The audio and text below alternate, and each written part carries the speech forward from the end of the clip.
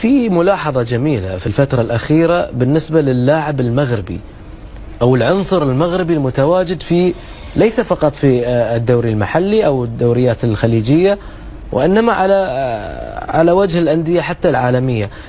شاهدنا تألق مغربي كابتن في الفترة الأخيرة بالنسبة لبعض المهاجمين وبعض المدافعين وبعض اللاعبين المميزين جدا بالتأكيد. ما هو السر التألق المغربي في الفترة الأخيرة؟ بلا شك أول شيء نحن نتكلم عن سفيان رحيم اللي كان فارق، نتكلم عن سفيان بوفتيني اللي كان فارق في الوصل، نتكلم عن سفيان مرابط في مانشستر يونايتد، ثلاثي سفيان، نتكلم عن حكيمي في باريس حقق الثنائيه، نتكلم عن حكيم زياش حقق بعد مع الفريق التركي، نتكلم عن عدلي اللي حقق ثنائيه ليفركوزن التاريخيه. صحيح.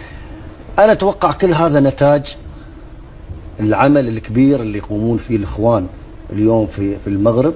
انتجوا بصراحه جيل قادر انه يحقق طموح المغرب وطموح حتى اللاعب المغربي. اليوم شفناهم نحن في كاس العالم يتألقون، شفنا نحن المستوى الكبير، اليوم الاستمراريه موجوده، اليوم طبعا اهتمام كبير من الملك واهتمام كبير من رئيس الجامعه الملكيه فوزي لقجع، اهتمام كبير من الشارع الرياضي، من العشاق، من المسؤولين.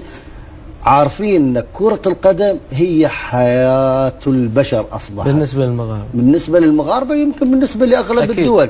فالتألق والتميز اليوم هذا في المغرب شيء يتميزوا فيه بصراحة بأمانة الإخوان اليوم في المغرب الفترة الماضية، في ألفة، في محبة، في ترابط. حتى اليوم تلاحظ اللاعب المغربي خارجيا ما عنده مشكلة اليوم تقول له تعال العب المنتخب المغربي يلعب المنتخب، رغم أنه هو أساسا ما عاش في المغرب.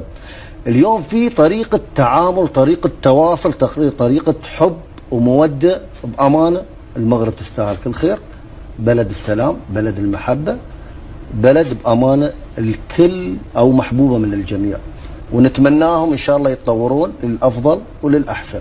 طيب بالنسبة للاعب المغربي تحدثوا تألق، يعني تألق سفيان رحيمي أو غيره من اللاعبين، من الممكن أن نشاهد أيضا أكثر من عنصر متغير الآن بالنسبة لاستقطاب الأندية الأوروبية وأيضا الأندية الخليجية، إن كان في الدوري الإماراتي أو حتى في الدوري السعودي بالنسبة للاعبين المغاربة.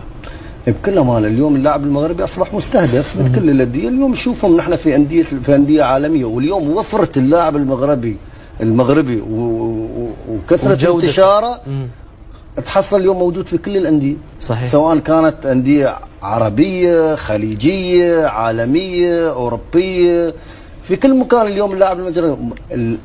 أكاديمية محمد السادس اليوم تعمل بشكل كبير، واليوم عنده وفرة من اللاعبين وتصدر اللاعبين للخارج، ما بالك على اللي موجودين أساسا مغتربين اليوم المغاربة. لا المغرب ولاد، نتمنى لهم التوفيق بالتأكيد.